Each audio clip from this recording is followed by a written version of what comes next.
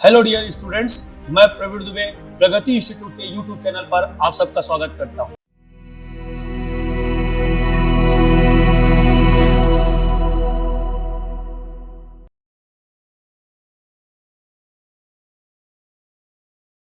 मैं जो सब्जेक्ट पढ़ा रहा हूं उस सब्जेक्ट का नाम है क्या? पंचायती राज। क्या नाम है? पंचायती राज। मैं बहुत आम भाषा में आप जो आज पहले दिन बैठे उनको मैं समझा दूं। पंचायती राज के अंतर्गत हम हमारे क्षेत्र में जो ग्राम पंचायत होता है, ठीक है, ग्रामों से मिलकर ब्लॉक बनते हैं जिसको हम लोग जनपद कहते हैं, इंग्लिश में ब्लॉक कहते हैं और हिंदी में हम लोग क्या कहते हैं? जनपद कहते हैं। और ब्लॉक से मिलकर क्या बनता है? जिला बनता है। तो तीन तरह के हमारे पंचायत के स्ट्रक्चर्स होते हैं। वो तीन तरह के स्ट्रक्चर में पहला स्ट्रक्चर क्या होता है? ग्राम। दूसरा क्या होता है? जनपद। और तीसरा क्या होता है? जिला। गांव से मिलकर बनने वाली जो स्ट्रक्चर उसे कहते हैं जनपद या ब्लॉक, और जनपद से मिलकर बनने वाली स्ट्रक्चर कहते हैं क्या? जिला। यहां तक बात समझ में आ गया? इन तीनों स्ट्रक्चर्स के बारे में पढ़ने के लिए जो कानून बनाया गया है उसी को हम लोग पंचायती राज कानून, या उसको कानून को हम लोग हिंदी में शुद्ध भाषा में कहते हैं क्या? अधिनियम। और इंग्लिश में बोलते हैं क्या? एक्ट। और ये एक्ट कब का है? 1993 का। किसी भी कानून को उसके बनने के ईयर से पहचान किया जाता है, इसलिए हर कानून को बोलने के बाद अंत में उसका ईयर बोलना बहुत जरूरी होता है। याद रखिए, हर कानून की पहचान किससे होती है?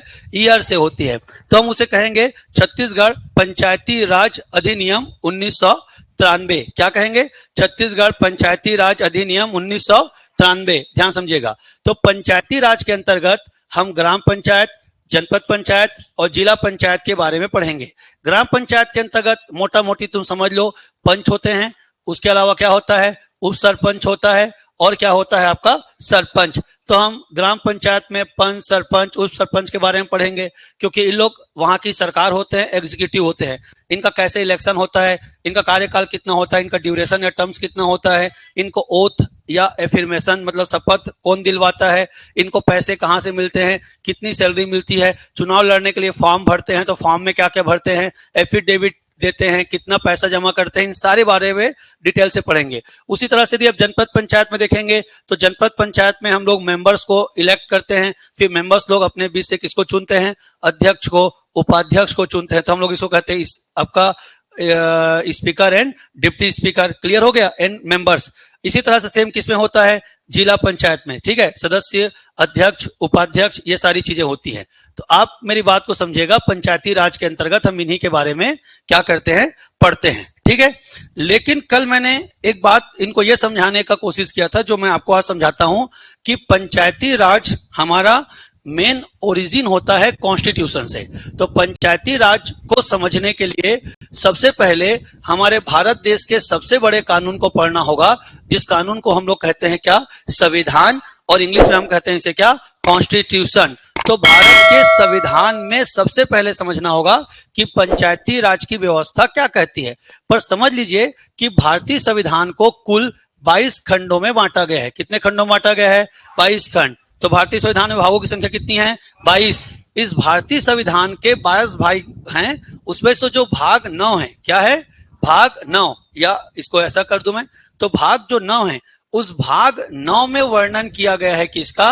पंचायती राज का। बात समझिएगा, अलग अलग भाग में अलग अलग टॉपिक का एक्सप्लेनेशन है। फिर से बोल रहा हूं, इंडियन कॉन्स्टिट्यूशन भारत का सबसे बड़ा कानून है, उससे बड़ा कोई कानून नहीं है। और इंडियन कॉन्स्टिट्यूशन में यदि कोई बात नहीं लिखी है तो उसको भारत में कभी भी लागू नहीं कराया जा सकता, कोई भी उसे एग्जीक्यूट नहीं करा सकता। ठीक है, तो इंडियन कॉन्स्टिट्यूशन भारत का सबसे बड़ा कानून है। और उस भारत के कानून में कितने खंड हैं? 22 खंड हैं। हर खंड में एक टॉपिक के बारे में एक्सप्लेनेशन या व्याख्या दिया गया है। तो वैसे ही एक टॉपिक या एक खंड का नाम है क्या? पार्ट 9। और पार्ट 9 टॉपिक नेम क्या है? पंचायती राज। लेकिन जो एक्सप्लेनेशंस होते हैं वो आर्टिकल्स में होते हैं। तो इंडियन कॉन्स्टिट्यूशन में कितने आर्टिकल्स हैं? 395। हिंदी में हम आर्टिकल्स को क्या कहते हैं? अनुच्छेद। ठीक है, तो व्याख्या जो होती है वो आर्टिकल्स में होती है। जो व्याख्या होती है किसमें होती है? आर्टिकल्स में। और जो टॉपिक नेम होता है वो किसमें होता है? भाग में। तो भाग 9 का टॉपिक नेम क्या है? पंचायती राज। ठीक है, और इसमें आर्टिकल्स कितने हैं? 243 एक आर्टिकल है, और उसमें आपके 15 सब आर्टिकल हैं। 15 क्या हैं? सब आर्टिकल हैं। ठीक है। जब हम 243 लिखा तो ये मुख्य आर्टिकल हो गया, मेन आर्टिकल हो गया, और मेन आर्टिकल्स के अंडर में सब आर्टिकल्स है जिसको हिंदी में उप अनुच्छेद कहेंगे। उप अनुच्छेद की संख्या कितनी है? 15। तो 15 उप अनुच्छेद है, कहां से कहां तक? 243 ए से लेकर 243 ओ तक। इसमें पंचायती राज का एक्सप्लेनेशन दिया गया है। किसका एक्सप्लेनेशन दिया गया है? पंचायती राज का। लेकिन मेरी बात को ध्यान समझिएगा कि कॉन्स्टिट्यूशन में पंचायती राज का एक्सप्लेनेशन है, पर पंचायती राज जो टॉपिक है वो आपके राज्य सूची का विषय है। अब ये एक नया शब्द यूज किया, जो नए बच्चे आज बैठे होंगे उनका दिमाग काम नहीं कर रहा होगा कि क्या नया बात बोल दिया, राज्य सूची का विषय। राज्य सूची का विषय कहने का मतलब होता है कि ऐसा सब्जेक्ट जिस पर कानून बनाने की शक्ति भारत सरकार को नहीं बल्कि राज्य सरकार को होती है, उसे कहते हैं क्या? राज्य सूची। क्या कहते हैं? राज्य सूची। तो आपका पंचायती राज टॉपिक पर कानून बनाने की शक्ति सेंट्रल गवर्नमेंट को नहीं है, सेंट्रल गवर्नमेंट को नहीं है। तो कौन बनाएगा? State government. और स्टेट गवर्नमेंट में हमारा स्टेट गवर्नमेंट कौन है? छत्तीसगढ़। कौन है? छत्तीसगढ़। तो छत्तीसगढ़ सरकार भी पंचायती राज पर क्या बनाएगी? कानून बनाएगी। और छत्तीसगढ़ सरकार ने जो कानून बनाया उस कानून का उसने नाम रखा क्या? छत्तीसगढ़ पंचायती राज अधिनियम 1993। छत्तीसगढ़ पंचायती राज अधिनियम 1993। ये जो बात बता रहा हूं मैं कल पढ़ाया था, कल पढ़ाया हुआ बात को फिर से आज रिपीट कर रहा हूं ताकि जो 2-3 बच्चे नए बैठे हैं उनको समझ में आ जाए। क्लियर हो गया बात भाई? तो हम पंचायती राज को 2 अलग अलग खंडों में बांट कर पढ़ेंगे। पहला हम पढ़ेंगे भाग 9 में कॉन्स्टिट्यूशन के अंतर्गत कि पंचायती राज में क्या क्या बोला गया है। फिर हम सेकेंड पार्ट में पढ़ेंगे आपका क्या? छत्तीसगढ़ पंचायती राज की छत्तीसगढ़ सरकार ने इस संविधान के भाग 9 का पालन करते हुए क्या क्या कानून बनाया है। तो ये हमारा इंडियन जीएस के अंतर्गत का टॉपिक है संविधान का, और ये हमारा किसके अंतर्गत का टॉपिक है? सीजीजीएस। तो पंचायती राज एक ऐसा टॉपिक है जिसको पढ़ने पर दोनों जीएस कवर होते हैं, इंडियन भी और सीजी भी। यहां तक बातें क्लियर हुई कि टॉपिक क्या पढ़ा रहा हूं? दीक्षा, क्या नाम है? दक्षी। क्लियर हुआ तुमको? किरण और एक लड़का है कोमल, क्लियर हुआ तुमको? रीना, क्लियर हुआ? यहां तक क्लियर हो गया? अब मेरी बात को, तेरे को अमन क्लियर हुआ ना? ठीक। अब मेरी बात को ध्यान से आप समझिएगा। लेकिन ये पंचायती राज व्यवस्था जो आपको भाग 9 में दिख रहा है, अब मैं फाइनल बात बोल रहा हूं, ध्यान सुनना। ये व्यवस्था सन में लिखा हुआ है 1993। इसका मतलब ये हुआ कि ये व्यवस्था इंडियन कॉन्स्टिट्यूशन में 1993 के पहले नहीं था, 1993 के पहले नहीं था। जबकि हमारा इंडियन कॉन्स्टिट्यूशन एग्जीक्यूट हो चुका है 26 जनवरी 1950 को। तो जब हमारा देश का कानून बना, संविधान बना 26 जनवरी 1950 को, तब हमारे देश के कॉन्स्टिट्यूशन में गांवों के, जनपदों के और जिला के चुनाव के संबंध में, उनके सरकारों के संबंध में कोई प्रोविजंस नहीं था। इस प्रोविजंस को जोड़ने में हमको 43 इयर्स लग गए, लगभग 43 साल बाद, है ना भाई? कितने साल बाद? 43 इयर्स के बाद इंडियन कॉन्स्टिट्यूशन में इस प्रोविजंस को ऐड किया गया। जब 43 साल बाद इस प्रोविजंस को ऐड किया गया तो सामान्य तरीके से तो ऐड होगा नहीं, इसको ऐड करने के लिए क्या करना पड़ेगा? अमेंडमेंट करना पड़ेगा। मूल जो कॉन्स्टिट्यूशन था 1950 का, उसमें क्या करना पड़ेगा? संशोधन करना पड़ेगा, परिवर्तन करना पड़ेगा। तो परिवर्तन जब हम करते हैं तो उसको एक नंबर देते हैं। तो कौन सा नंबर का परिवर्तन किया? 73वां। तो 73 नंबर का जो संविधान में परिवर्तन किए, तो संविधान में परिवर्तन को हम लोग कहते हैं संविधान संशोधन, इंग्लिश में बोलते हैं कॉन्स्टिट्यूशनल अमेंडमेंट। ठीक है, तो 73rd कॉन्स्टिट्यूशनल अमेंडमेंट 1993, क्या 1993 के द्वारा ये पंचायती राज व्यवस्था को ऐड किया गया। यहां तक बात समझ में आ गई? तो पहले हम संविधान में पंचायती राज पढ़ेंगे भाग 9 में, फिर हम पढ़ेंगे पंचायती राज जो छत्तीसगढ़ पंचायती राज 1993 है वो। लेकिन मैंने बोला कि संविधान के भाग 9 में जो पंचायती राज है वो कब जोड़ा गया है? 1993 में। और भारतीय संविधान कब लागू हुआ है? 26 जनवरी 1950 को। तो 50 की स्थिति में पंचायती राज भारतीय संविधान में नहीं था। इसे कब जोड़ा गया? 93 में। कौन संशोधन के द्वारा? 73वां संविधान संशोधन के द्वारा। तो अब सवाल उठता है कि 1993 के पहले भारत में पंचायतों की व्यवस्था कैसी थी? आज तो ठीक है, सब आज क्या है वो तो हम तब पढ़ेंगे जब ये पढ़ेंगे। क्या पढ़ेंगे? छत्तीसगढ़ पंचायती राज व्यवस्था पढ़ेंगे तो हमको समझ में आ जाएगा कि आज पंचायतों की स्थिति कैसी है। पर पंचायतों की स्थिति को समझने के लिए, प्रैक्टिकली समझने के लिए हमको इसको पढ़ने की आवश्यकता नहीं है। थ्योरेटिकल समझने के लिए हमको पढ़ने की आवश्यकता है, पर प्रैक्टिकल तो तुम सब गांव के लोग हो यार, इतना तो जानते होगे कि हर 5 साल में सरपंच का और पंच का चुनाव होता है।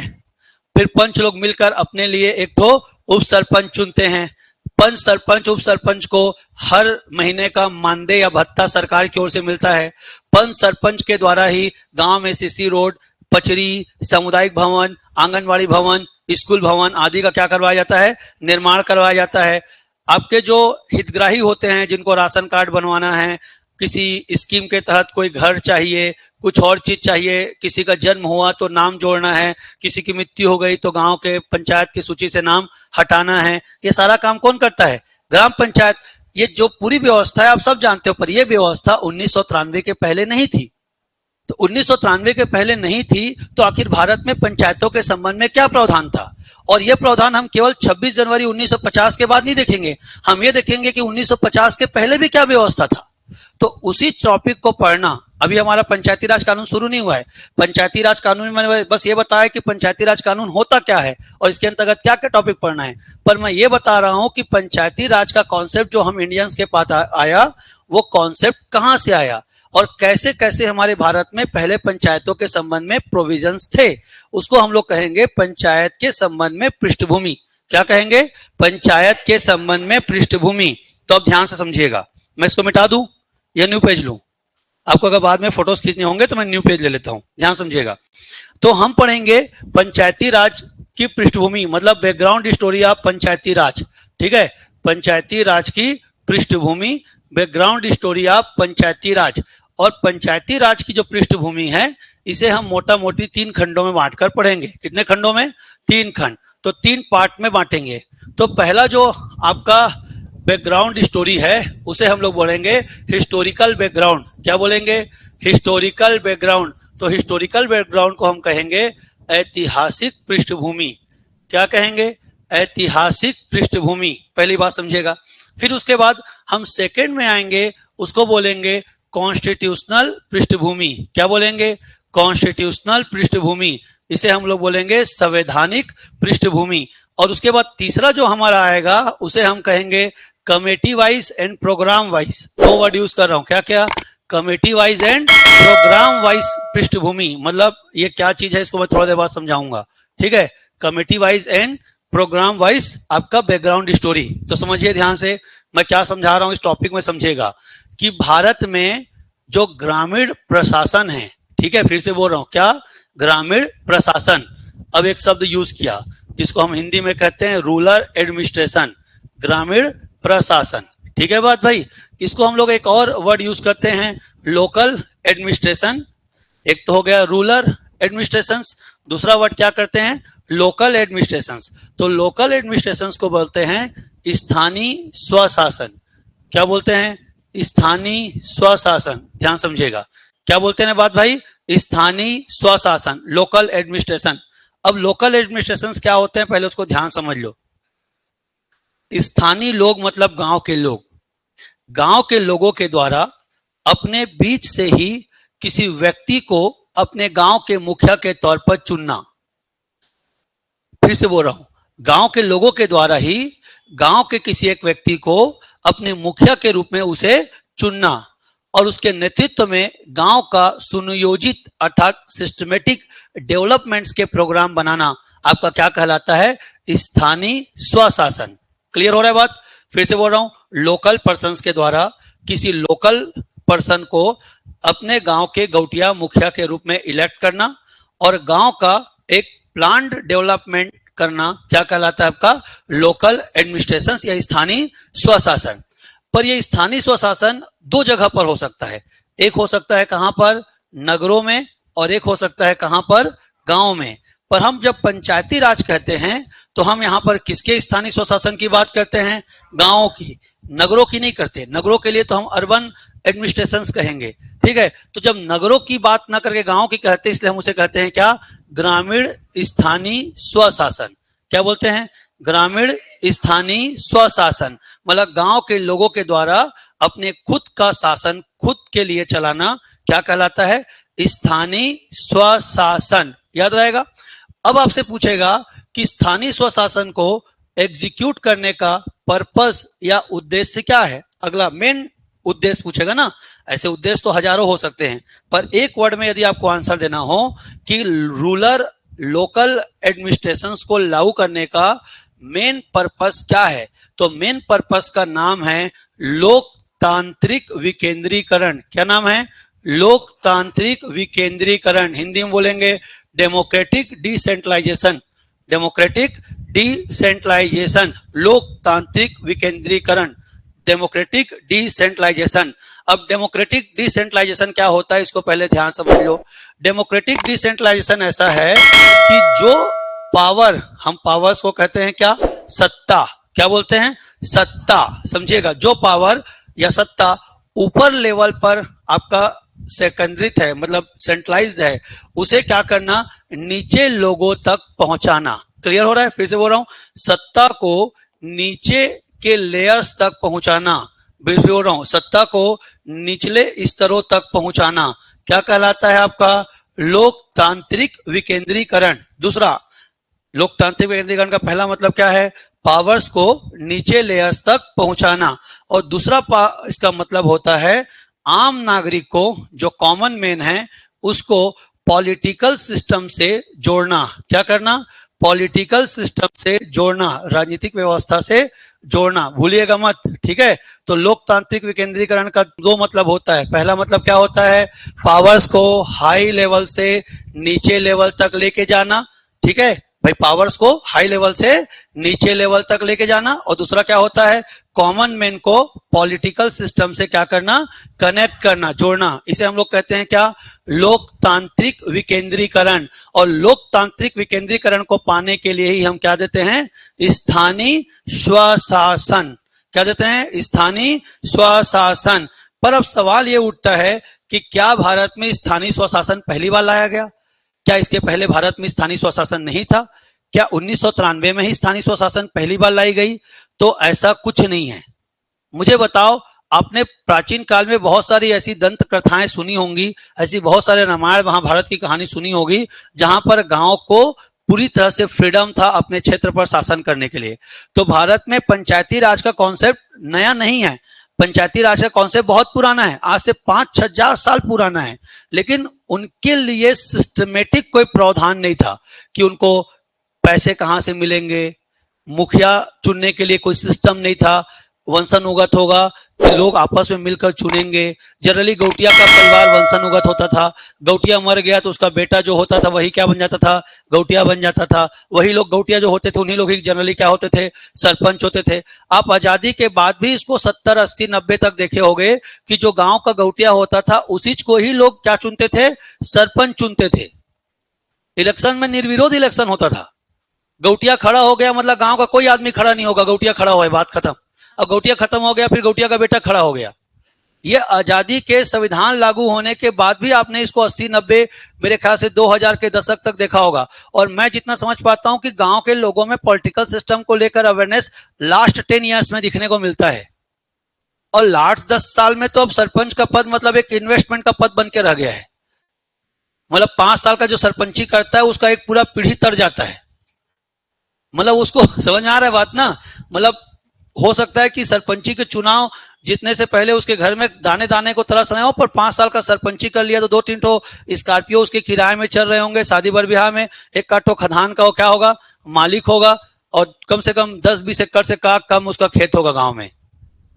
एक 5 साल की पंचवर्षीय निपटा लिया तो अब इतना बड़ा मुद्दा है। तो अब तुम समझ सकते हो कि सरपंच का मुद्दा भारत देश के लिए कितना बड़ा मुद्दा है। और खासकर जब सारी योजनाओं के लिए एजेंसीज आपको किसको बना दी जाए? सरपंच और सचिव को बना दी जाए, तब हर योजनाओं के लिए। और अब भाई देखो, समस्याएं ना धीरे धीरे खत्म होती जाती हैं। जैसे आप लोग खुद अपने आप को सोचो कि पहले आपकी समस्या क्या रही होगी कि आपको खाने को नहीं मिल रहा है, तो आप पहले खाने का जुगाड़ देखे होंगे। खाने का जुगाड़ पूरा हो जाता है, आपने पूरा होगा ना, नीड मोटिवेशंस की थ्योरी पढ़ा होगा, अब्राहम मैस्लोस की। नीड मोटिवेशन की थ्योरी सीधी सी बात है, बहुत गजब की थ्योरी है और वो हर जगह लागू होता है, चाहे व्यक्ति हो, समाज हो, चाहे देश हो या राज्य हो। तो आपको भूख और कपड़ा दोनों नहीं है, मतलब आपको आपके पास खाना भी नहीं और कपड़ा भी नहीं, मतलब भूख भी है और तन आपका खुला हुआ है। तो वो जो बताओ क्या पहले खोजोगे, खाना कि कपड़ा? पागल होगा, कपड़ा पहने रहना, भूख में मर जाओगे। बेसिक नीड है आदमी की फूड, और अगर उसके पास ऑप्शंस खाना और कपड़ा दोनों चुनना हो और पैसा लिमिटेड हो तो खाना चुनेगा, कपड़ा बाद में देखेगा। लेकिन खाना अगर भरपेट भरा हुआ है और अब उसको कपड़ा और पिज्जा में चुनना हो तो कपड़ा को चुनेगा, पिज्जा नहीं चुनेगा। क्या चुनेगा? कपड़ा चुनेगा। ये स्वाभाविक है। क्लियर हो रहा है बात ना? अब पिज्जा भी है, कपड़ा भी है, तो हो सकता है पिज्जा जाए, पिक्चर देखे, फलना ढेकना करे, जो भी करे, लेकिन उसको कार मोटरसाइकिल का याद नहीं आएगा, साइकिल का याद नहीं आएगा। पर सारी चीज की जरूरत हो जाएगी, साइकिल भी पूरा हो जाएगा, गाड़ी भी, मोटरसाइकिल भी है, तब उसको याद आएगा कार नहीं है यार। ये न्यूटन की थ्योरी है। और एक समय जब सारी जरूरतों की पूर्ति हो जाएगी फिर लगेगा मेरा समाज में नाम नहीं है, 4 लोग मेरे को पहचानते नहीं है। इसे प्रतिष्ठा का नीड कहते हैं। फिर उसके भीतर आ जाता है कि मैं 4 लोग जाऊं तो मुझे नमस्ते कहें, गुड मॉर्निंग कहें, कुछ लोग पहचाने, उसकी फिर ये अगली नीड है। और आखिरी में आ जाकर जब पहुंचता है तो लगता है कि आखिर मैं धरती पे आया क्यों था। ऐसा वाला बात समझ आ रहा है? आए मैं नहीं कर रहा हूं, अब्राहम मैस्लो कह रहा है, मैं नहीं कर रहा हूं भाई। कौन कह रहा है? Abraham Maslow. तो उसे आत्म सात्मीकरण का थ्योरी कहते हैं, जहां पर वो खुद के होने का अस्तित्व खोजता है। और ये तुम लोगों में तुम चाहोगे तो नहीं आएगा कि खुद के खोने का अस्तित्व, क्योंकि तुम्हारा अभी जो मन है वो भौतिक चीजों की ओर भाग रहा है कि मेरे पास घर नहीं है, कपड़ा नहीं है, मैं पिज्जा नहीं खा सकता, मैं कभी मुंह उठा के पिक्चर नहीं देख सकता, मैं घूम नहीं पाता, अभी इसके लिए भाग रहा है। वो बहुत लास्ट की ड्यूरेशन है, लेकिन इसे पूरा जीवन आपका खप जाएगा, खत्म हो जाएगा। इसी दौड़ भाग में चक्कर में पूरा आपका जो 60-70 साल की जिंदगी है वो पूरी तरह से क्या हो जाएगी? खपत हो जाएगी, तहस नहस हो जाएगी। तो अलग थ्योरी है। वैसे ही हमारे राज्यों के मामले में भी स्थिति ऐसी है। तो आज जब हमारी सारी जरूरतों की पूर्ति हो गई तो हम ग्रामीण विकास की बात कर रहे हैं।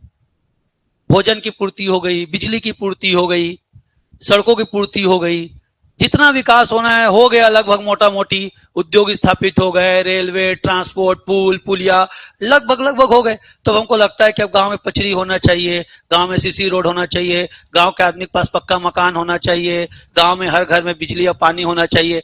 ये अब लग रहा है ना हमको। और अब लग रहा है तो फंडिंग ज्यादा हो रही है, क्योंकि बाकी ऊपर की फंडिंग क्या हो गई हैं?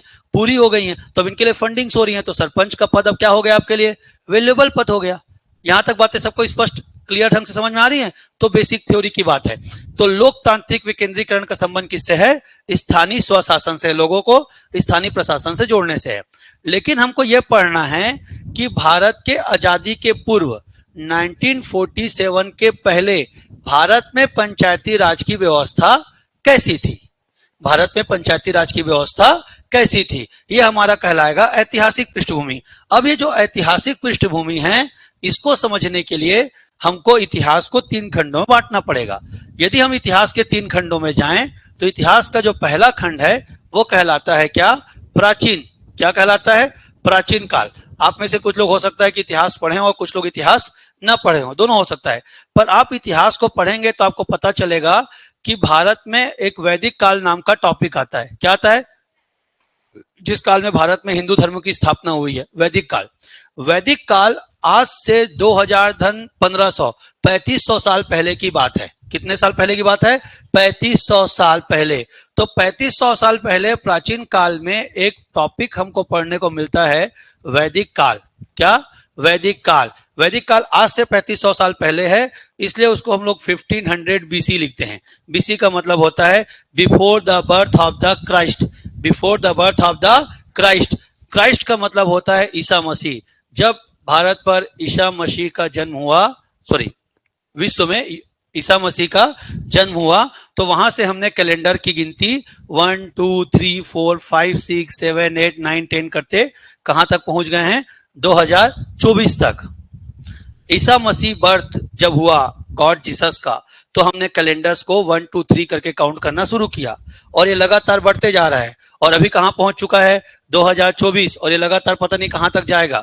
लेकिन ईसा मसीह के जन्म के पहले भी तो भारत था, विश्व था, लोग थे। तो ईसा मसीह के पहले की घटना को BC कहते हैं, before the birth of the Christ. और हिंदी में हम कहते हैं ईसा पूर्व, ईसा मसीह के जन्म के पहले। और ईसा मसीह के जन्म के बाद की घटनाओं को इंग्लिश में कहते हैं एन्नो डोमिनी, AD। और हम इसे हिंदी में कहते हैं क्या? ईस्वी। क्या कहते हैं? ईस्वी। तो इसका मतलब है ईसा के जन्म के पहले और इसका मतलब है ईसा के जन्म के बाद। तो अभी ईसा के जन्म के बाद कितना साल हो चुका है? 2024, हम 2024 में चल रहे हैं। क्लियर हो गया? लेकिन हम जो भारत में पंचायत के बारे में बात कर रहे हैं वो कब का घटना है? ईसा मसीह के जन्म लेने के 1500 पहले। ईसा मसीह के जन्म के कितने 100 पहले? 1500 पहले। यहां तक चीजें स्पष्ट है? तो ईसा मसीह के जन्म लेने के 1500 साल पहले हमारा क्या काल था? वैदिक काल था। क्या काल था? वैदिक काल था। और वैदिक काल में ये पता चलता है कि सबसे छोटी जो यूनिट होती थी उस यूनिट को कहते थे कुल। क्या कहते थे? कुल। कुल मतलब परिवार, फैमिली। और फैमिली से मिल करके जो यूनिट बनती थी उस यूनिट का नाम था क्या? ग्राम। क्या था? ग्राम। और ग्राम का एक मुखिया होता था जिसका नाम था क्या? ग्रामणी। क्या नाम था? ग्रामणी।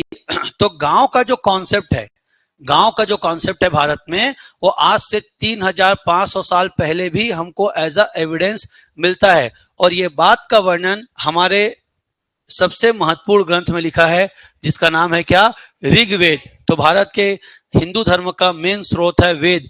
वेद में पहला वेद है क्या? ऋग्वेद। ऋग्वेद में भारत में गांवों के एविडेंसेस हमको मिलते हैं। इससे पता चलता है कि भारत में पंचायती राज व्यवस्था कोई नई व्यवस्था नहीं है, यह भारत के प्राचीन कालों से चला आ रहा था। लेकिन अब सवाल यह आता है कि क्या प्राचीन काल में पंचायतों की स्वायत्तता का कोई वर्णन था? स्वायत्तता कहने का मतलब होता है कि क्या पंचायत अपने लिए राजा के अनुमति के बिना कोई कानून बना सकते थे? क्या पंचायत राजा के अनुमति के बिना किसी कानून को लागू कर सकते थे? इसे कहेंगे हम पंचायतों की स्वायत्तता या पंचायतों का फ्रीडमनेस। क्लियर हो रहा है बात? पहला बात तो यह आया कि क्या पंचायत होती थी कि नहीं होती थी, ग्राम होती थी कि नहीं होती थी। तो हमको पता चल गया भाई कि भारत में गांव होते थे और गांव के संचालन के लिए गांव के मुखिया भी होते थे, जिसको आज सरपंच कहते हो। क्या कहलाता था? ग्रामणी कहलाता था। क्या कहलाता था? ग्रामणी।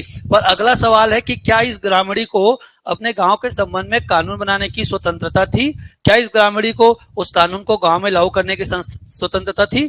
क्या ये ग्रामणी गांव को संचालित करने के लिए टैक्स ले सकता था? क्या ये ग्रामणी को पैसे कहां से मिलते थे? क्या ये ग्रामणी का पद वंशानुगत था या इसको लोग सब मिलकर आपस में क्या करते थे? चुनते थे। अगर चुनते थे तो हम कहेंगे स्वायत्तता था। यदि हम कहेंगे टैक्स वसूल सकता था तो हम कहेंगे स्वायत्तता था। यदि यह कानून बना सकता था तो हम कहेंगे क्या था? स्वायत्तता था। यदि कानून को फ्रीली लागू कर सकता था, एग्जीक्यूट कर सकता था तो हम कहेंगे क्या था? स्वायत्तता था। लेकिन यदि ऐसा कुछ नहीं कर सकता तो हम कहेंगे स्वायत्तता नहीं था। तो गांव की स्वायत्तता का प्रमाण हमको प्राचीन काल में ही मिलता है, पर दक्षिण भारत के चोल काल में। कहां मिलता है? दक्षिण भारत के चोल काल में। तो प्राचीन इतिहास में, एंशियंट हिस्ट्री में, साउथ इंडिया में एक बहुत बड़ा डायनेस्टी था जिस डायनेस्टी का नाम था क्या? चोला डायनेस्टी। क्या नाम था? चोला डायनेस्टी। चोला डायनेस्टी में एक हमको इंस्क्रिप्शन मिला। इंस्क्रिप्शंस को बोलते हैं अभिलेख। क्या बोलते हैं? अभिलेख। अभिलेख का नाम है उत्तर मेरूर अभिलेख। क्या नाम है? उत्तर मेरूर अभिलेख। भूलिएगा मत, ठीक है? उत्तर मेरूर अभिलेख। तो उत्तर मेरूर अभिलेख में पहली बार गांव की स्वायत्तता का एविडेंस मिलता है। गांव की स्वायत्तता मतलब गांव की फ्रीडमनेस का। गांव की स्वायत्तता का मतलब क्या हो गया? गांव की फ्रीडमनेस का पहला एविडेंस किसमें मिलता है? तो इंग्लिश में बोलेंगे उत्तर मेरूर इंस्क्रिप्शन। उत्तर मेरूर इंस्क्रिप्शंस। और हिंदी में बोलेंगे उत्तर मेरूर अभिलेख। इंस्क्रिप्शन मतलब होता है कोई भी रिटर्न एविडेंस, चाहे पत्थर पे लिखा हो, चाहे किसी धातु में लिखा हो, किसी लकड़ी में लिखा हो, तो उसे हम लोग कहते हैं क्या? अभिलेख या इंस्क्रिप्शंस। तो कोई रिटर्न एविडेंस मिलता है। और उत्तर मेरूर किसी जगह का नाम होगा। उत्तर मेरूर क्या होगा? किसी जगह का नाम होगा। तमिलनाडु का कोई जगह होगा उत्तर मेरूर, जहां पर यह बात लिखी गई होगी कि गांवों को अपने क्षेत्र के संबंध में कानून बनाने की क्या थी? स्वतंत्रता प्राप्त थी। इस बात की जानकारी मिली होगी, इसलिए हम लोग कहते हैं कि गांव की स्वतंत्रता की जानकारी कहां से मिलती है? उत्तर मेरूर अभिलेख से मिलती है। यहां तक बात समझ में आ गया? लेकिन गांव का वर्णन बहुत सारे टॉपिक में, जैसे मैं आपको लाइन से लिखूं तो आप समझोगे। यहां पर मैंने पहले दो बात बताई कि गांव का प्रमाण पहला किसमें मिलता है? तो वैदिक काल। और गांव की स्वायत्तता का पहला प्रमाण किसमें मिलता है? तो चोल काल। और दोनों के दोनों कौन से हिस्ट्री हैं? एंशियंट हिस्ट्री है, प्राचीन भारतीय इतिहास है। यहां तक बात समझ में आ रहा है। और प्राचीन भारतीय इतिहास भारत का कम से कम कितना हजार साल पुराना है? आज से 3500 साल पुराना है। तो 3500 साल पहले भारत में गांव होते थे, गांवों में पंचायत होती थी और पंचायतों का एक मुखिया होता था और जनता द्वारा वह क्या किया जाता था? चुना जाता था। यहां तक बात समझ में आ गया। अब देखिए, यदि हम प्राचीन काल की बात करते हैं तो सबसे पहला काल जो आता है उसका नाम है सिंधु घाटी की सभ्यता। क्या आता है? सिंधु घाटी की सभ्यता। इस सिंधु घाटी की सभ्यता में भी ग्रामीण प्रशासन का वर्णन मिलता है, पर ज्यादा जानकारी इसके बारे में हमको नहीं मिलती। फिर सिंधु घाटी सभ्यता के बाद में दूसरा टॉपिक आता है, उसका नाम है क्या? वैदिक काल। तो मैंने पहले ही बता दिया कि वैदिक काल में गांव होते थे और गांव का प्रमुख कौन होता था? ग्रामीणी होता था। वैदिक काल के बाद हम जब आते हैं, ठीक है, तो वैदिक काल के बाद हमको सीधा अगर पढ़ना है तो उसका नाम है मगध साम्राज्य। क्या पढ़ते हैं? मगध साम्राज्य। तो मगध साम्राज्य के दौरान भी हमको गांवों के एविडेंसेस प्राप्त होते हैं। तो सिंधु घाटी में भी मिलता है, वैदिक काल में मिलता है, फिर किसमें मिलता है? मगध साम्राज्य। मगध साम्राज्य के बाद यदि हम चौथा टॉपिक आए तो चौथा टॉपिक का नाम है क्या? मौर्य काल। तो मौर्य काल में गांवों का वर्णन मिलता है और मौर्य काल में गांवों की स्वायत्तता नहीं थी। सम्राट जो होता था मौर्य काल का, उसका गांव पर डायरेक्टली इंटरफेरेंस होता था। गांव के मुखिया होते थे, गांव के मुखिया होते थे, लेकिन गांव के मुखिया को निर्णय लेने का अधिकार नहीं था। उसे निर्णय लेने से पहले सम्राट की अनुमति लेनी पड़ती थी। इसलिए हम उसकी स्वायत्तता के बारे में घोषणा नहीं कर सकते, लेकिन हम ये घोषणा जरूर कर सकते हैं कि मौर्य काल में गांव का प्रशासन चलता था सरपंच या मुखिया के द्वारा, परंतु वह सम्राट के क्या होता था? अधीन होता था। ठीक है। मौर्य काल के बाद यदि हम बड़ा काल देखें भारत में तो क्या आता है? गुप्त काल। क्या आता है? गुप्त काल। इस काल में भी हमको दिखाई पड़ते हैं, ठीक है, गांव के प्रशासन के बारे में। इस काल में मौर्य काल की तुलना गांव को स्वायत्तता दिया गया था। याद रखिएगा, गुप्त काल में गांव को स्वायत्तता, फ्रीडमनेस दिया गया था। ठीक है, तो याद रखना, यदि कोई बोले कि मौर्य काल का प्रशासन कैसा था तो केंद्रीकृत था, सेंट्रलाइज था, और गुप्त काल का प्रशासन कैसा था तो विकेंद्रीकृत था। पर वैसी स्वतंत्रता नहीं दिखाई देती जैसा स्वतंत्रता कहां दिखाई देता है? चोल काल। गुप्त काल के बाद हमको प्राचीन काल का जो लास्ट टॉपिक है उस टॉपिक का नाम है राजपूत काल। क्या नाम है? राजपूत काल। ये एंशिएंट हिस्ट्री के टॉपिक्स हैं। पहला क्या है? Indus Valley civilization. दूसरा क्या है? वैदिक पीरियड। उसके बाद है मगध एम्पायर। उसके बाद है मौर्य पीरियड। उसके बाद है गुप्तास पीरियड। उसके बाद है आपका राजपूत पीरियड। राजपूत पीरियड में नॉर्थ इंडिया, साउथ इंडिया दो भागों में बटे हुए थे और साउथ इंडिया में था हमारा कौन सा? चोला डायनेस्टी। राजपूत काल में कौन सा था? चोला डायनेस्टी। और चोला डायनेस्टी में हमको पंचायतों के स्वायत्तता का एविडेंस मिलता है। किसमें मिलता है? उत्तर मेरूर इंस्क्रिप्शन में। किसमें मिलता है? उत्तर मेरूर इंस्क्रिप्शंस। यहां तक बात याद होगा। तो प्राचीन इतिहास में गांवों का वर्णन कहां कहां मिला? वैदिक काल, मौर्य काल, गुप्त काल और राजपूत काल। पर बाकी में स्वायत्तता प्रमाण नहीं मिले। स्वायत्तता प्रमाण किसमें मिला? आपका चोल काल में। और चोल काल कौन से काल का है? राजपूत काल का है। तो राजपूत काल में कौन सा काल आ गया आपका? आपका चोल काल। चोल काल कौन से क्षेत्र का है? दक्षिण क्षेत्र का। और दक्षिण क्षेत्र में चोल काल था और चोल काल में एक अभिलेख मिला। उस अभिलेख का नाम है क्या? उत्तर मेरूर अभिलेख। और उत्तर मेरूर अभिलेख में उसने क्या किया? आपका गांवों की स्वायत्तता का वर्णन मिला। यहां तक बातें क्लियर है? कोई समस्या किसी को? नहीं? पक्का। ठीक, आगे बढ़ते हैं। दूसरा टॉपिक जो हमारा आता है उस टॉपिक का नाम है क्या? आपका मध्यकाल। क्या नाम है भाई? मध्यकाल। तो अब हम देखते हैं कि मध्यकाल में कैसी स्थिति रही होगी। ठीक है भाई, देखिए, तो ऐतिहासिक पृष्ठभूमि में हम आते हैं मध्यकाल। मध्यकाल में मुसलमानों का शासन है। ध्यान समझिएगा, प्राचीन काल में भारत में हिंदू राजाओं का शासन है। किसका शासन है? हिंदुओं का। और मध्यकाल में किसका शासन है? मुसलमानों का। और मुसलमानों के काल में गांव की स्वायत्तता का हमको ज्यादा प्रमाण नहीं मिलता।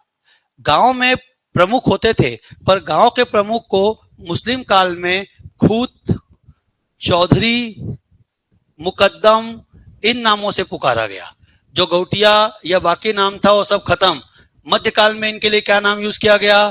खूत, चौधरी, मुकद्दम। क्या नाम से पुकारा गया? खूत, चौधरी, मुकद्दम। मतलब गौटिया ही थे पर नाम अलग अलग पुकारा गया। खूत बोला गया, चौधरी बोला गया और क्या बोला गया? मुकद्दम बोला गया। यहां तक बातें समझ में आ गई? पक्का, पर कोई स्वायत्तता नहीं थी। हाँ बोल महक, तेरे समझ में नहीं आ रहा है क्या? क्लियर हो गया? ठीक, तो तुम मुंह कान बना रही थी इसलिए मैं बोला, नाम बोलते नहीं बन रहा है। खूत, खमा छोटा बड़ों के मात्रा खू, तराजू, खूत। क्लियर हो गया? पक्का। और फिर क्या हो गया? चौधरी। फिर क्या हो गया? मुकद्दम। यहां तक बातें क्लियर है? ठीक है भाई, चलो आगे समझना ध्यान से। तो इनकी किसी तरह की हमको स्वायत्तता की प्रमाण की जानकारी नहीं मिलती। स्वायत्तता समझ में आ गया? स्वायत्तता मतलब उनका फ्रीडमनेस, कि वो खुद से क्या बनाए, कानून बनाए, खुद कानून क्या करें, एग्जीक्यूट करें, ऐसा कोई एविडेंस हमको मध्यकाल में नहीं मिलता। मतलब मुसलमानों का जो टाइम पीरियड है उसमें नहीं मिलता। मुसलमान फिर कुछ समय बाद हार गए और भारत में किनका शासन आ गया? ब्रिटिश काल, अंग्रेजों का, जिसको हम लोग बोलते हैं मॉडर्न हिस्ट्री। क्या बोलते हैं? Modern history. तो जब भारत में हिंदू राजा शासन किए उसे बोलते हैं हम लोग एंशिएंट हिस्ट्री। जब भारत में मुसलमान लोग शासन किए तो उसे बोलते हैं मिडिवल हिस्ट्री। और जब भारत में अंग्रेज लोग शासन किए तो उसे बोलते हैं मॉडर्न हिस्ट्री। क्लियर हो गया? मॉडर्न हिस्ट्री में हमारा धीरे धीरे धीरे ये विकेंद्रीकरण की प्रक्रिया शुरू हुई, स्थानीय स्वशासन की प्रक्रिया क्या हुई? शुरू हुई। इसमें हमको कुछ कुछ ईयर्स को आपको याद करने हैं। इसमें सबसे पहला ईयर है 1882। क्या याद रखना है? 1882। और 1882 से पहले भी आपको एक सन याद करना है, 1870। तो अंग्रेजों के शासन आने के बाद 1870 में, याद रखिएगा कब बोल रहा हूं मैं, 1870 में एक भारत पे अंग्रेज आया शासन करने, जिसका नाम था लॉर्ड मेयो। क्या नाम था? Lord Mayo. तो लॉर्ड मेयो ने सबसे पहले डिसेंट्रलाइजेशन अर्थात विकेंद्रीकरण के कॉन्सेप्ट को अपनाया। यदि बोलेगा विकेंद्रीकरण की प्रक्रिया भारत में सबसे पहले किसने अपनाई, तो किसने अपनाई? लॉर्ड मेयो ने। कब अपनाई? 1870। याद है कब अपनाई? 1870। उसके बाद फिर आया 1882, 1882। कब आया? 1882। इस समय भारत में एक अंग्रेज फिर से गवर्नर था, वायसराय था, जिसका नाम था लॉर्ड रिपन। कौन था? Lord Ripon. देखो सारे के सारे अंग्रेज भारत में खराब थे ऐसा नहीं है, कुछ अंग्रेज ऐसे भी थे जो अच्छे थे, भारत के हित में काम करते थे। उन अंग्रेजों में एक अंग्रेज का नाम आता है जिसका नाम है लॉर्ड रिपन। लॉर्ड रिपन को भारत का पॉपुलर वायसराय या लोकप्रिय वायसराय भी कहा जाता है। अब याद रखिएगा क्वेश्चन आता है कि भारत का सबसे लोकप्रिय वायसराय कौन है, तो भारत का सबसे लोकप्रिय वायसराय कौन है? Lord Ripon. कौन है? Lord Ripon. लॉर्ड रिपन ऐसा है कि भारत में सारे अच्छे अच्छे कामों को करने वाला कौन है? Lord Ripon. तो यदि बोलेगा the father of local governance, the father of local governance, तो नाम किसका आएगा? Lord Ripon. याद रखिए, तो हिंदी में लिख लो, भारत में स्थानीय स्वशासन का जन्मदाता। क्या लिखोगे? भारत में स्थानीय स्वशासन का जन्मदाता लिख लेना। क्या लिखोगे इसमें? भारत में स्थानीय स्वशासन का जन्मदाता। आप अपने कीवर्ड में लिखते चलिएगा ना, आपका मैं नोट्स चेक करूंगा रे भैया, भूलना मत।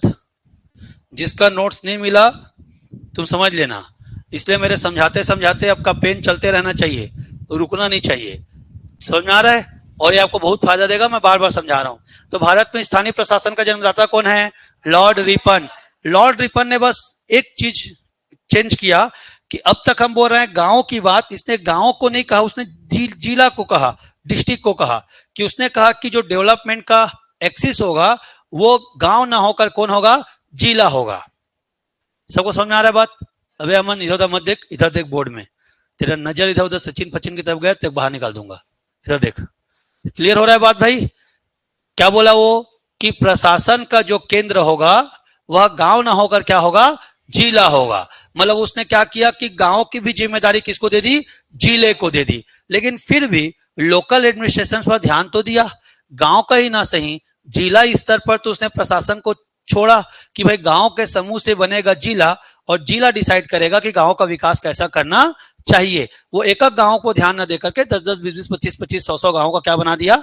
एक ग्रुप बना दिया, जिसको क्या बोला? वो जिला। और वहां के माध्यम से उसने गांव का डेवलपमेंट करना क्या कर दिया? शुरू कर दिया। तो इसे हम लोग कहते हैं क्या? स्थानीय प्रशासन का जन्मदाता कौन है? Lord Ripon. ये कब हुआ? 1882 में। सबसे पहले शुरुआत किसने की? लॉर्ड मेयो ने। जिसने किस शब्द का यूज किया? विकेंद्रीकरण शब्द का यूज किया। विकेंद्रीकरण का मतलब समझ चुके हो सब लोग? क्या है विकेंद्रीकरण का दो अर्थ बताओ। पहला सतह को हायर लेयर से नीचे लेयर तक लाना। दूसरा, आम नागरिक को हाँ पॉलिटिकल सिस्टम से जोड़ना और लोगों की समुदाय सहभागिता को, कॉपरेशंस को बढ़ाना। ठीक है, अभी गांव के लोग कम भाग लेते हैं, पर धीरे धीरे अब उसका भाग लेना शुरू कर दिए हैं। फिर देखो, ये तो बात हो गई 1870, ये बात हो गई क्या 1882। इसके बाद एक ईयर आता है जिसका नाम है 1907। कौन सा ईयर आता है? 1907। 1907 में ब्रिटिश गवर्नमेंट ने एक कमीशन बनाया। कमीशन मतलब आयोग। ठीक है, जैसे भी हमारा सीजीपीएससी के सिलेबस के सुधार के लिए कमीशन बनाया गया है, डॉक्टर प्रदीप जोशी कमीशन, वैसे ही एक हाब हाउस नाम का एक अंग्रेज था, उसके प्रेसिडेंशियली में एक कमीशन बैठाया गया। कमीशन को हिंदी में आयोग कहते हैं ना, तो एक कमीशन बना, उस कमीशन को बोला गया रॉयल कमीशन। क्या बोला गया? Royal commission. लेकिन रॉयल कमीशन का अध्यक्ष कौन था? Hub house. कौन था? Hub house. फिर से बोल रहा हूं, तो हब हाउस नाम का एक अंग्रेज जानकार था कानून का, उसके अध्यक्षता में एक कमेटी बनाई गई। उस कमेटी का नाम था क्या? Royal committee. रॉयल कमेटी को अपनी सिफारिश देनी थी कि भारत में आपका विकेंद्रीकरण या स्थानीय स्वशासन को कैसे एग्जीक्यूट किया जाए। फिर समझा रहा हूं मैं, समझिएगा कि भारत में लोकल एडमिनिस्ट्रेशन मतलब गांवों को उनका प्रशासन कैसे सौंपा जाए, इसको सुझाव देने के लिए कमेटी बनाई गई। उसका नाम था क्या? Royal commission. रॉयल कमीशन ने अपनी सिफारिश दी। उन सिफारिशों के आधार पर भारत में शासन करने के लिए अंग्रेजों ने कानून बनाया। वो कानून कब बना? 1909 में। कब बना कानून? 1909। तो 1909 में पार्शली को हिंदी में कहते हैं अंशतः। क्या बोलते हैं? अंशतः स्थानीय स्वशासन को लागू किया गया। अंशतः बोल रहा हूं ना, स्थानीय स्वशासन कैसे लागू हुआ? अंशतः मतलब रॉयल कमीशन ने स्वीकार तो किया कि हाँ लोकल गवर्नेंस को भारत में लागू करना चाहिए, पर ब्रिटिश सरकार अगर स्थानीय स्वशासन को भारत में पूरी तरह से लागू करता तो स्थानीय स्वशासन के लिए पैसा वो कहां से देता? क्योंकि वो पैसा तो भारत में खर्च करना चाहता ही नहीं था। भारत में उतना ही भला करना चाहता था जिससे अंग्रेजों का भला होता रहे। अब समझ में? भारत में उतना ही डेवलपमेंट करना चाहते थे जिससे उनका भला होता रहे। उनको एक्चुअल में भारत के लोगों के भलाई से या लोक कल्याण से कोई लेना देना नहीं था। उन्होंने सड़कें बनवाई, इसलिए नहीं कि हम लोग चिखल माटी में चलते थे तो बढ़िया पक्का सड़क में चलेंगे, ऐसा कुछ नहीं। गाड़ी उनके पास थी, इंजन उनका खराब होता था। हमारे पास तो पैदल चलना था और पैर में चप्पल जूते भी नहीं थे। उनको आवागमन में देरी मत हो, इसलिए उन लोग सड़क बनवाए और कहते हैं कि भारत को मॉडर्न बनाए। रेलवे की पटरियां बिछाई उन लोगों ने, इसलिए रेलवे की पटरियां नहीं बिछाई कि भारत के लोग बढ़िया ट्रेन में बैठ के जाएंगे घूमने, एक दूसरे के रिश्तेदार से घूमेंगे मिलेंगे, इसलिए कि दूर जंगल के माल को ट्रेन में भर के बंदरगाह लाएं और बंदरगाह से समुद्र के रास्ते से लंदन यूरोप ले जाएं।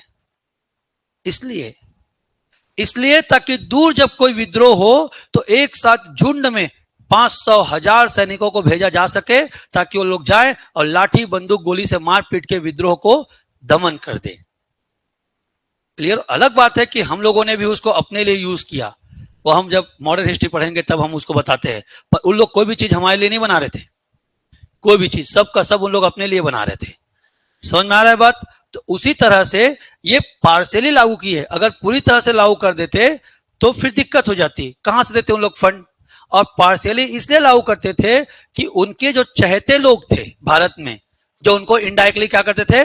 सपोर्ट करते थे, उनका दिल जीतते रहे इन लोग, ताकि वो विरोध ना करें, उनको भी कुछ कुछ मिलता रहे। कद्दू कटा तो सब में थोड़ा थोड़ा बंटता रहे। ऐसे ही कद्दू राष्ट्रीय सब्जी है, पता है ना? ठीक है, क्लियर है बात भाई? कद्दू क्या है? राष्ट्रीय सब्जी है, इसलिए कद्दू काटो तो फिर बांट के खाओ। क्लियर हो गया? मारे हो कि नहीं कद्दू? ठीक, चलो, पर खाते कोई नहीं होगे। जब भी कद्दू बनता होगा ऐसा मन नहीं आता, खाते हो? ठीक, ओके, पंपकिन कहते हो उसको। ठीक है, चलो आगे बढ़ें। तो भारत का जब संविधान लागू हुआ, अब बात को समझिएगा, हम सेकंड में आते हैं। तो सेकंड का नाम है आपका संवैधानिक पृष्ठभूमि। क्या बोल रहा हूं मैं? संवैधानिक पृष्ठभूमि। ठीक है, तो अब सवाल होता है कि भारत आजाद हो गया 1947 में, और 1947 से 1950 तक भारत का कानून बना। भारत का कानून बना, भारत के लोगों ने भारत के लिए क्या बनाया? संविधान बनाया। तो जब 26 जनवरी 1950 को भारत का खुद का कानून लागू हुआ, और भारत के खुद के कानून को क्या कहते हैं? संविधान। क्या कहते हैं? संविधान। तो संविधान में पंचायती राज का कोई वर्णन ही नहीं था। संविधान में पंचायती राज का कोई वर्णन ही नहीं था। और पंचायती राज के बारे में कहा गया, ध्यान समझना, भारतीय संविधान में कुल भाग कितने हैं? मैं अभी थोड़ी देर पहले बताया था 22। इसमें से एक भाग आता है भाग 4। क्या आता है? भाग 4।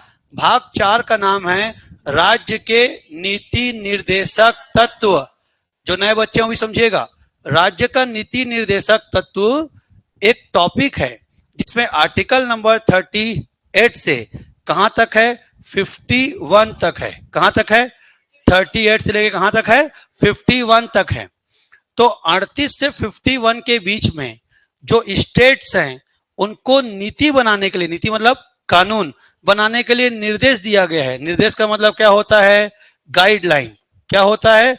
गाइडलाइन। ध्यान समझिएगा। तो राज्य को कानून बनाने के लिए गाइडलाइन दिया गया है 38 से कहां तक? 51 आर्टिकल्स में। इस बीच में एक आर्टिकल आता है जिसका नाम है आर्टिकल 40। क्या आता है? आर्टिकल 40। तो आर्टिकल 40 में लिखा गया है कि राज्य ग्राम पंचायतों की स्थापना करेगा, मतलब स्टेब्लिशमेंट्स of gram panchayat. स्टेब्लिशमेंट्स of gram panchayat कौन सा आर्टिकल में लिखा हुआ है? Article number 40। कौन से भाग में लिखा है? भाग 4 में। लेकिन फिर से वही बात, राज्य ग्राम पंचायत बनाएगा किससे? नहीं लिखा है। ग्राम पंचायत पे शासन करने के लिए पैसा कहां से आएगा? नहीं लिखा है। पंचायत का कार्यकाल कितना होगा? नहीं लिखा है। पंचायतों में रिजर्वेशन होगा कि नहीं होगा? नहीं लिखा है। किसको रिजर्वेशन मिलेगा? कितना % रिजर्वेशन मिलेगा? नहीं लिखा है। इलेक्शंस कौन कराएगा? नहीं लिखा है। और जानबूझ के नहीं लिखा है। अगर वो पंचायतों का वर्णन 1950 में करते तो उनके पास प्रॉब्लम था कि पंचायतों को फंडिंग मिलेगा कहां से। हमारी समस्या तो 2 वक्त का भोजन था 1950 में, कि भारत की करोड़ों आबादी को कम से कम 2 वक्त का भोजन उपलब्ध कराया जाए कि भूख से जनता ना मरे। कपड़ा, सड़क, बिजली, पानी, गांव, पचरी, सामुदायिक भवन बात का चीज है। पहले जो रुग्ण हो चुका व्यक्ति है, हड्डी हो चुका व्यक्ति है भारत का, भोजन के अभाव में, उसको भोजन तो मिले। पहले तो आप प्रोडक्शन बढ़ाओ खेतों में ताकि कोई व्यक्ति खाने के लिए ना तरसे। कपड़ा लत्ता बाद में ले आएंगे, घोड़ा गाड़ी बाद में ले आएंगे। तो पंचायतों का प्रावधान नहीं किया गया, लेकिन दिमाग में था कि पंचायतों को लाना है, पर समझ में नहीं आ रहा था कि बिना, मतलब ऐसा वाला बात हो गया, पैसा ज्यादा भी मत लगे और पंचायती राज सिस्टम आ भी जाए। तो उनको समझ में नहीं आ रहा था। तो पहला जो तुमने बैकग्राउंड पढ़ा वो आपका हिस्टोरिकल बैकग्राउंड था। अभी जो पढ़ा वो क्या था? आपका कॉन्स्टिट्यूशनल बैकग्राउंड था। तो कॉन्स्टिट्यूशनल बैकग्राउंड में ग्राम पंचायतों का संविधान में कोई वर्णन है ही नहीं, और बोल दिया कि राज्य अपने हिसाब से देखे कि कैसा पंचायत बनाएगा, राज्य के ऊपर सौंप दिया। और राज्य के पास खुद खाने के लिए पैसा नहीं है, वो कहां से पंचायत को पैसा देगा? समझ में आ रहा है बात भाई? आज राज्य के पास पैसा है तो पंचायतों को डिस्ट्रीब्यूट कर रहा है, ले पचरी बना, सड़क बना, जा सीसी रोड बना। अब राज्य के पास ही पैसा नहीं रहेगा तो कहां से डिस्ट्रीब्यूट करेगा? उस समय की स्थिति में काहे वर्ल्ड बैंक तुमको उधारी देगा? क्यों तुमको IMF उधारी देगा? क्यों तुमको उद्योगपति उधारी देगा? भाई उधारी का सीधा सा मतलब है 5 दूंगा तो 15 रिटर्न आना चाहिए। उधारी का मतलब ये थोड़ी होता है मैं 5 दूं तू मत देना जा, ऐसा होवे नहीं करता। समझ आ रहा बात ना भाई? वो तो ब्याज सहित वापस चाहेगा ना। तो क्यों कोई देश हमको सहायता करता? तो हमारे पास ऐसा पंचायत के संबंध में कोई प्रोविजन नहीं था, पर सरकार के दिमाग में था। तो हमारा तीसरा बैकग्राउंड आता है, उस तीसरा बैकग्राउंड का नाम है कमेटी वाइज बैकग्राउंड। तो इसमें सरकार ने क्या किया? अलग अलग समय पर पंचायतों के लोगों में जागृति लाने के लिए कुछ प्रोग्राम चलाया, या पंचायतों में कैसी व्यवस्था बनाई जाए इसके लिए उन्होंने किसी स्पेशलिस्ट की एक कमेटी बनाई, ताकि वो कमेटी अपना रिकमेंड दे और उस रिकमेंड के बेसिस पर हम उसे धीरे धीरे क्या करें? लागू करें। तो भारत में यह प्रक्रिया 1952 से शुरू हुई। कब से शुरू हुई? 1952 से, और 1952 से ये कब तक चला? 1990 तक। कब तक चला? 1990। इस दौरान भारत में सैकड़ों कार्यक्रम और समितियां बनी होंगी। उन्हीं सैकड़ों कार्यक्रम और समितियों को हम कहते हैं समितिगत और कार्यक्रमगत पृष्ठभूमि। क्या कहते हैं? समितिगत और कार्यक्रमगत पृष्ठभूमि, जिसे मैं कल आपको पढ़ाऊंगा।